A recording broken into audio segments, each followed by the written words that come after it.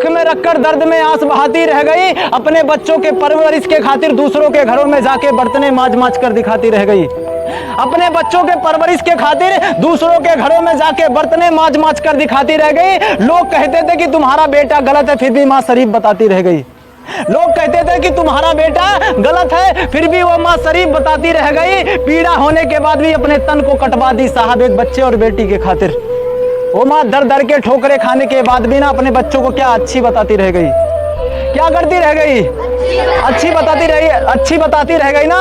तो जीवन में अगर आपके लिए एक माँ इतना काम कर सकती है, इतना मेहनत कर सकती है, तो आप माँ बाप के लिए थोड़ा सा मेहनत नहीं कर सकते क्या? आप ही के कोई ना कोई आप ही के माँ बाप होंगे ना, जो देखो आपके बच्चों को परवरिश के खातिर, बच्चों को पढ़ाने के लिए देखो क्या काम कर रहे हैं, मेहनत कर रहे हैं ना, कर रहे हैं ना। तो क्या करोगे, अनदेखा करोगे? माँ बाप हमारे काम कर रहे हैं, छोड़ो जाने दो, काम का अपने से क्या मतलब, अपना तो अच्छे से लाइफ टाइम सेटल हो रहा है, अच्छे कपड़े पहन के बाजारों में घूम रहे, क्या मतलब है? माँ बाप से कोई मतलब नहीं, मतलब रखो, लेकिन एक बात थोड़ा समझ लेना, जिंदगी में लिखने वाला लाना प्रोहिबिट।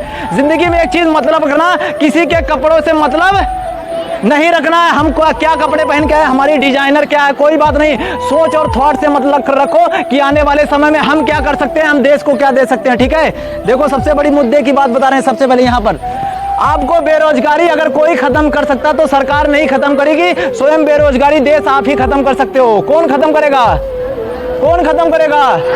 तो अपने अंदर कुछ भी जो बच्चों के गुण है, आने वाले समय टेक्निक दे सकता है, वो उसके थॉट में सोचो कि आने वाले समय में हम क्या कर सकते हैं। कुछ बच्चों का सबसे ज्यादा रीजन क्या है, आप लोग माँ बाप से एक बात बहस करते हो कि माँ बाप मुझे 5,000 वाले स्कूलों में पढ़ाते, इंग्लिश मीडियम वाले अच्छे स्कूलों में पढ़ाते, हमारे पास ज्ञान और अच्छा होता, और ये सोचते हो यार 100-200 रुपए वाली पढ़ाई में कौन सा ज्ञान है।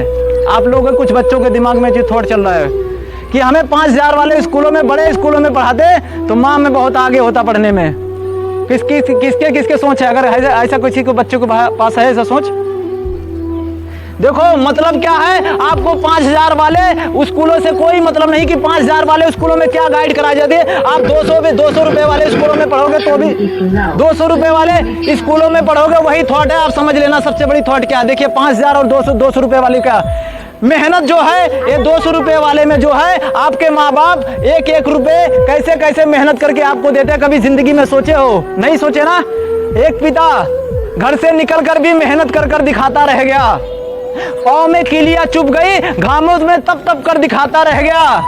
घर पे आ जाता था, रो लेता था अकेले, लेकिन अपने आंसुओं को छिपाता रह गया। घर पे आके रो लेता था, अकेले रो लेता था, घर पे आके रो लेता था, अकेले आंसुओं को छिपाता रह गया। पिता इतना मेहनत करता था, फिर भी दर्द था यार, लेकिन बच्चों के सामने हर वक्त हंसकर दिखाता रह गया। कौन था?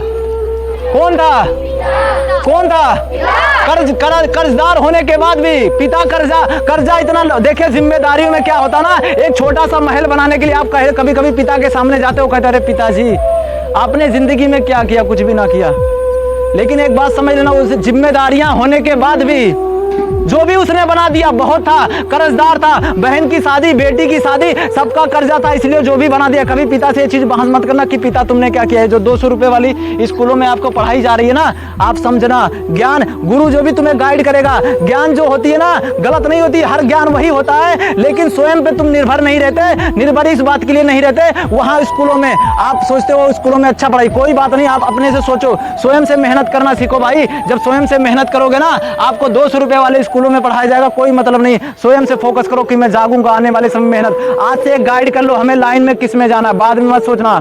12वीं पढ़ने के बाद ये मत सोचना कि मैं पुलिस बन जाऊं या डॉक्टर बन जाऊं या डीएम बन जाऊं या विधायक। पहले सोच लेना, अभी से सोच लो क्या करना लाइफ में। डॉक्टर बनना है, पुलिस बनना है। और एक बात समझ लेना, जब बन जाना ना अपने लाइफ में, बनने के बाद गरीबों की मदद करना। क्या करना है?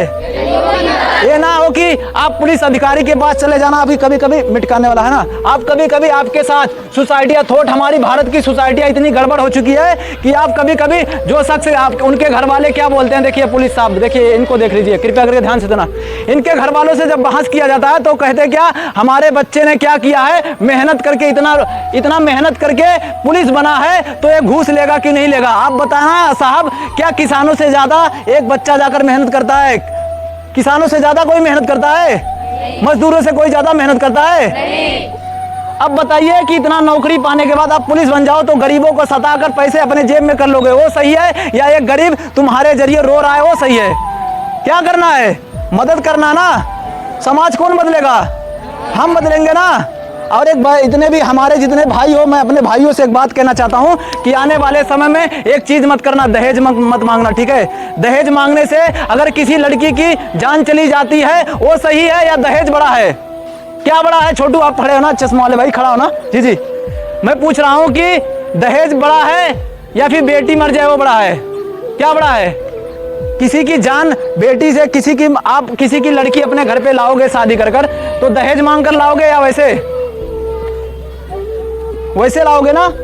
देखिए मैं एक बात कह रहा हूँ, समाज को बदलो, ठीक है? दहेज मांगने से कोई बात नहीं। जो लड़की आपके घरों में आएगी ना तो तुम्हारे ही घर को बनाएगी, बिगाड़ेगी नहीं। कोई भी लड़की दूसरों के घर पे आएगी तुम्हारे घर को बनाएगी, वो ये नहीं सोचेगी कि घर को बिगाड़ दे, ठीक है? हर कोई लड़कियां अपनी जिंदगी में किरदार कर दिखाती हैं, जहां घर पे रहती है फिर भी बर्तने मांजती हैं, दूसरों के घरों में जाकर भी मार खाने के बाद भी बर्तने मांज कर दिखाती हैं। ससुराल में जाने के बाद हाथों को जला दिया जाता है, जले हुए हाथों से आंसुएं बहाती है, फिर भी कोई पूछने वाला नहीं होता। साहब, एक लड़की कमजोर होने के बाद भी ना अपने परिवार को अच्छा ही बताती है।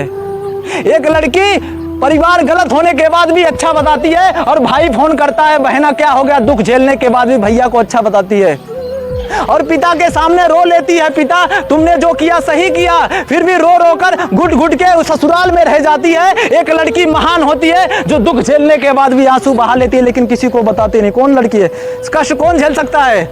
लड़की झेल सकती है दुनिया में। छोटू बैठ जाना। सबसे ज्यादा अगर कष्ट कोई झेलता है तो कौन झेल सकता है?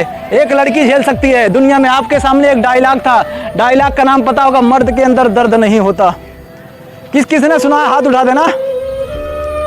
डायलॉग का नाम है मर्द के अंदर दर्द नहीं होता। वो डायलॉग बड़ी फेमस हो गई थी। हमारी बातें समझ में आ रही है नहीं आ रही है? अभी हम राजनीति की बातें कर रहे हैं थोड़ी सी, बाद में हम पढ़ाई की बातें आते हैं, आपको टेक्निक बातें पे आते हैं। समझ में आ रही है नहीं? आप बताइए कि हाँ, कहा जाता कि मर्द के अंदर दर्द नहीं होता। आप बताइए, जो एक महिला ही अपने कोख से तुम्हें बच्चा दी, एक महिला ने ही तुम्हें क्या की, 9 महीने तक अपने कोख में रखकर एक दिन पीड़ा करके गर्भवती होने के बाद भी पीड़ा दी, पेट को तन को कटवा दी, तब जाकर तुम यहाँ आए, ठीक है? अब बताओ, उससे ज्यादा कई गुना दर्द तुम झेल सकते हो या मर्द? भाई साहब, माँ से ज्यादा कई गुना दर्द झेल सकते हो क्या?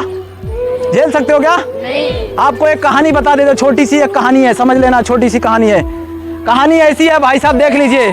कहानी ऐसी है, एक लड़की थी आपकी तरह, मान लो तुम्हारी माँ ही थी। उसके कोख में इतना पीड़ा हुई कि जब पीड़ा होने के बाद अपने पति से कही कि पति जी एक काम करो, टाइम से ले चलो, क्योंकि गर्भवती महिला थी। रोने लगी बहुत ज्यादा, और रोने के बाद गांव समाज वाला गरीब थे, गांव समाज, गाड़ियां नहीं थी, साइकिल भी नहीं थी, कुछ भी नहीं था। इतना पीड़ा होने लगा, पीड़ा होने के बाद पति के सामने घुटने टेक ली, और घुटने टेकने के बाद बोली कि डॉक्टर हॉस्पिटल में 12 बजे का रात था, कृपया समझना माँ ने तुम्हारे साथ कितना और पिता ने तुम्हारे साथ कितना मेहनत किया है। जिंदगी में चीज सोचो, ठीक है? अनदेखा मत करो, आप ही लोग बदलोगे। बेरोजगारी जो देश की है ना, आप ही लोग बदलोगे। कोई अब आप अगर कोई भी बंदा ना यहाँ से एक ही बच्चा वैज्ञानिक निकला ना, तो वैज्ञानिक निकले से अरबों खरबों को लोगों को रोजगार देता है एक वैज्ञानिक, ठीक है?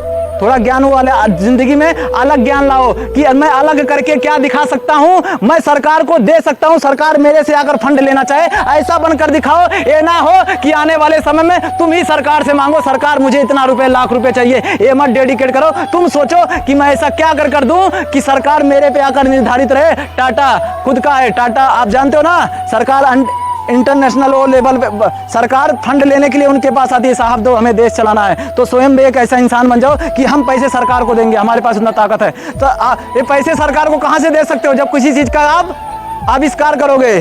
क्या करोगे? 100 में इतने बच्चों में से कोई ना कोई इंटेलिजेंट होगा, सारे लोग तो एकदम बेकारी थोड़े ना, कोई ना कोई के दिल में होगा या मैं ये चीज आविष्कार करूँ। कुछ बच्चों के शॉर्ट में चलता होगा, बचपन से चलता है ना। आप ये चीज देख लीजिएगा, समझ में मेरी बातें आ रही है नहीं आ रही ना? माँ के पास इतना पीड़ा हो रही थी, इस लड़की के पास पीड़ा इतना हो रही थी कि डॉक्टरों के पास पहुंचा नहीं पाया। इतना पीड़ा होने के बाद भी रोती रह गई। और उसके पति जी सारे मोहल्ले वाले, सारे गांव, सारे गाड़ियों के पास चले गए, डॉक्टरों का दरवाजा खटखटाए, लेकिन 12 बजे की रात सब सो रहे थे। बोले भाई साहब सुबह आना। कोई भी दुख में ना कोई सुनता नहीं भाई, अच्छे समय में सारे लोग तुम्हारे साथ खड़े होंगे। और दुख जब आ जाएगा ना तो दुनिया की सबसे बड़ी रीत, बिन बावत बिन होए बिन सुख पाए, दुनिया रही तो बीत रही और सुख में सब भला हो जाए। जब सुख रहेगा ना तो सब भला भला कह रहे भैया उसका काम तो सही हो रहा है। ठीक है, ठीक है, कवियों का कहावत है, समझ लेना। माँ के पास इतनी पीड़ा हो रही थी इस लड़की के पास, डॉक्टर के पास नहीं ले जाया गया, इतना पीड़ा होने के बाद भी रोती रह गई। पति आया उसके पाँव में गिर गया। समझ लेना आप, एक लड़की की दर्द और एक माँ का पीड़ा क्या होता, कृपया समझना जितने भी। ठीक है।